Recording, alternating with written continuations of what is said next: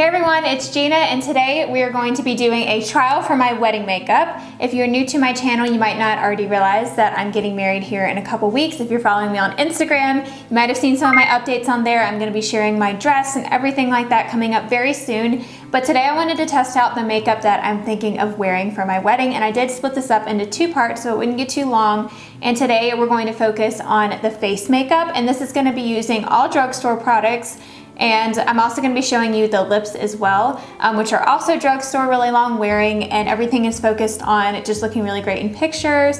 Being long wearing, I do have somewhat combination to oily skin, and I'm going to be sharing with you tons of tips on how to prevent your makeup from looking cakey and still looking very natural with having full coverage. I'm going to have part 2 up very soon, and that's going to be the eye makeup that I'm wearing. I might also throw in the brows too. So I'll put that video linked down below if you're watching this after that video is also already live. So let's go ahead and get started. So I already have a tinted moisturizer on. Actually, I'm using the Cetaphil redness reducer, so I do have that all over my face already. So I'm gonna first start out with my concealer, and I'm using concealer first because it's actually too light for me. I do need to pick up a darker shade, and I might do that before the wedding. But one trick is if your concealer is a little bit too light, you don't wanna have that white cast under your eyes, is apply your concealer first and then put your foundation that matches your skin over top, and it kind of covers it up and blends it in a little bit better. But the concealer I have been loving recently is the e.l.f. 16-Hour Camo Concealer. This stuff really does last a long time. Everything really tends to crease on my under eyes, and this actually does not crease at all. And when I'm not wearing eyeshadow, it doesn't smudge, like my mascara doesn't smudge on top of my lids, which is amazing. I'm just using this Pract by Sigma beauty sponge, and I did wet this and wring it out, so it is just a little bit damp, and I'm using that to blend out the concealer. So now for my foundation, I'm going to be using the CoverGirl Outlast Stay Fabulous 3-in-1 foundation. This actually does have sunscreen in it. You might have heard some people say that it's not the best to use a foundation with SPF in it if you're going to be taking photos and stuff because of the flash photography. But after doing some more research and kind of testing it out, this actually does not give me a white cast on my face, and a lot of times photographers, especially for weddings, are not going to be using a direct flash.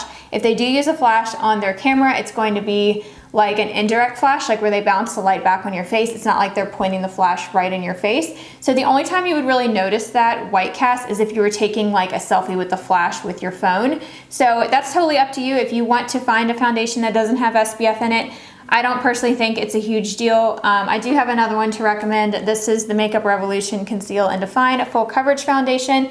This just doesn't last quite as long on me, and it's not as full coverage as the CoverGirl one, but this doesn't have SPF in it.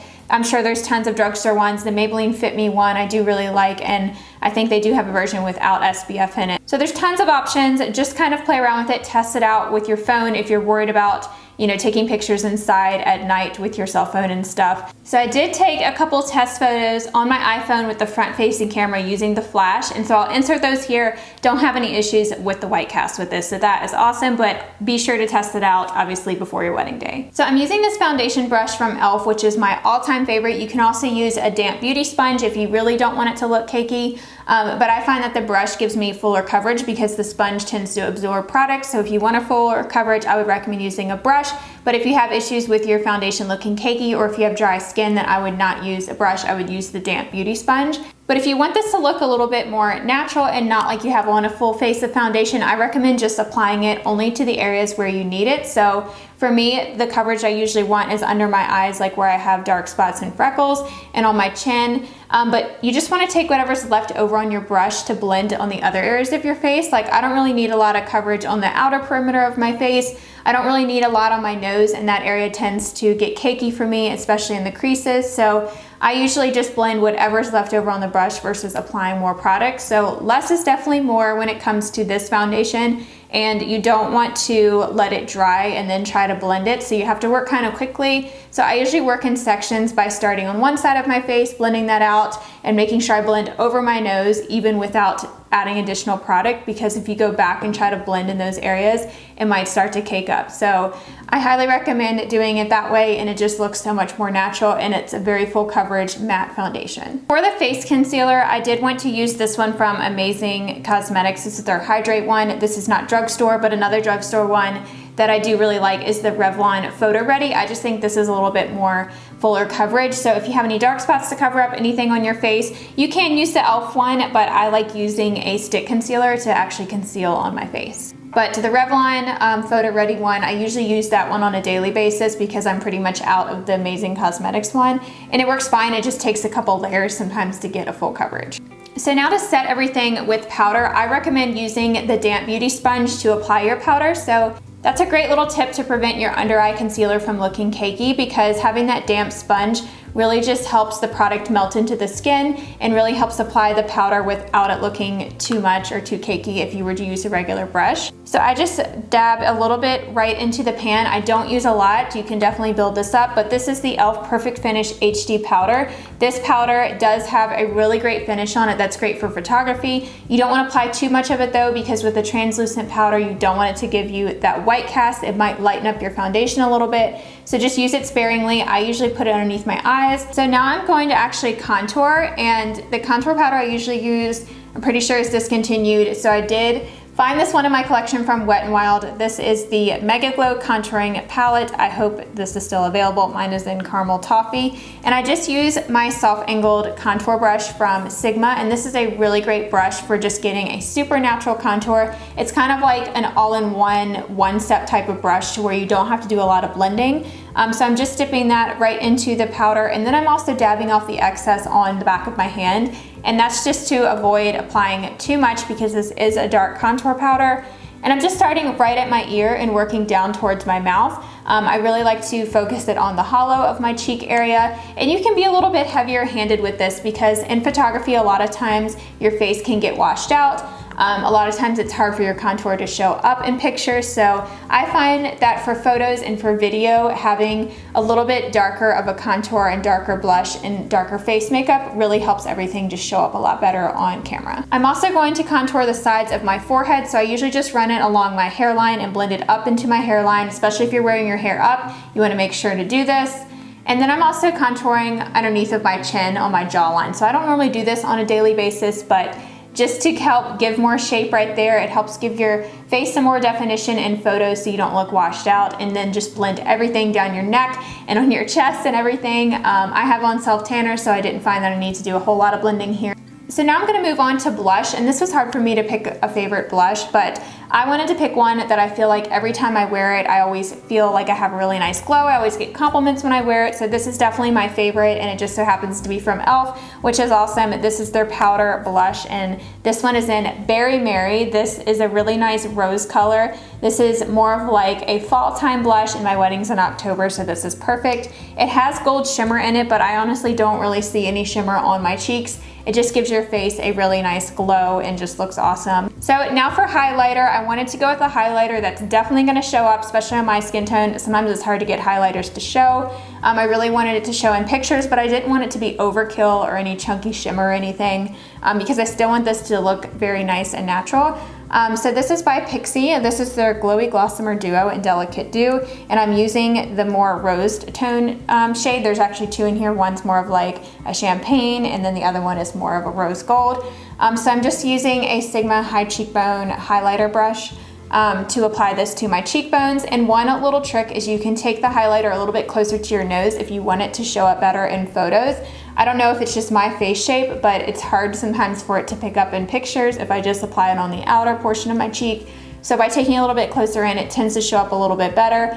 But if you do have large pores, this might actually emphasize your pores. You don't want to apply anything shimmery to large pores because it can just make it look worse. But I mean, mine are a little bit large, but with the foundation and the powder and everything, I don't feel like it looks too bad. It doesn't bother me, so I just went ahead and did that. I also took it up towards my brow, and I also applied some highlighter down the bridge of my nose, and later actually did a little bit on my Cupid's bow. But so I did go back in and actually contour my nose a little bit. For that, I just used this angled e.l.f. brush. I think this is an eyeshadow brush, but I like using something very small. And to do this, just use a tiny bit of product. You don't want to actually draw a line. You just want to kind of shade the sides of your nose a little bit, blend it out, and make sure to take it up towards your brow too, just to blend everything. And then you can just take like your damp beauty sponge or whatever just to help to blend that out. but I didn't go too crazy, just enough to give a little bit of a shadow there for pictures. So that's pretty much it for the face makeup. I'm going to spray some setting spray. This is from Pixie. This is their Makeup Fixing Mist with rose water and green tea. This is super hydrating and soothing, and the rose smells so good, but this just helps keep everything in place. It helps avoid that powdery look, so it's great if you don't want it to look too cakey, just to spray some of this all over. You can also spray this before you apply foundation, just to help prep the skin for makeup too and make it last a little bit longer. So now that we're done with the face, I actually moved on to my brows next, and then I did my eyes, which, like I said, I'm going to be showing you in another video. So check the link down below. If you're seeing this later, it might already be up, but I'll be sure to put that in the cards and also down below. But I did want to add the lip in here too. So to start out, I would recommend actually exfoliating your lips if you haven't already done this. I just had some lip balm on my lips as I was doing my face makeup, and then I just took a washcloth and just kind of ran over that just to remove anything that's on my lips. Like, I removed a lip balm, it actually took off some dead skin and stuff, but you can do this with a damp washcloth before you actually start your makeup. But it's really good just to have that smooth base underneath, and then have on that lip balm as you're doing your makeup, and then wipe the lip balm away, which is going to help hydrate your lips, but then it's not greasy underneath. So for the lips, I wanted to go with a lip liner and then a matte lipstick, because I obviously want it to last a lot longer. I did want it to be pretty natural too, and more of like a nude color, but still have some color. So I'm first gonna start out with a lip liner, and I love using lip liner for wedding makeup. Sometimes I'll just put on like a balm over top if I'm doing people's wedding makeup. But I'm using this nude lip liner by Milani. This is actually in the shade Nude. I hope they still make this. I've had this forever, but it's a really great mauve color, and it's pretty light too. So I'm just lining my lips with this. I don't like to overline my lips. I feel like my lips are a decent size, and overlining just is overkill. And I'm just being kind of precise around the Cupid's bow area too, and then I'm also blending that onto the lip. So you do want to actually fill in your lip with the lip liner. That's going to help your lipstick stay on a lot longer. And then another little tip, you can actually dab off some of that lip liner with a washcloth if you don't want it to be too dark. And then another little tip to really lock everything in is you can take a little bit of that translucent powder on a brush and just dab over your lips.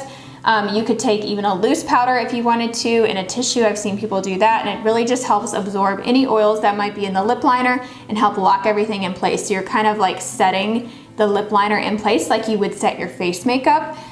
This is also really great to do around the outer rim. So if you have issues with your lip liner and your lip color bleeding, or if you have fine lines and it tends to seep into those, setting the outer edge with powder, like actually pressing powder into that area, can really help seal in that outer line to where it's not going to fade or feather into fine lines around your lips. So now to top it off with my actual lip color, this is by Pixie again, and this is their Matte Last Liquid Lip in Pastel Petal. So this is a really pretty nude mauve color. The colors in my wedding are actually mauve, so that's why I wanted to go with this, but it's still like a really nice pretty nude color. I love how these liquid lipsticks are not drying on the lips. I can't even really tell that I'm wearing it. It's so comfortable. It's not too long wearing either to where it's like sticky and going to put this coating over your lips. I've tried so many like that that are just awful to wear and so uncomfortable, and I hate that feeling. So these are just so comfortable. They go on really creamy and nice, and then once they dry, they stay in place.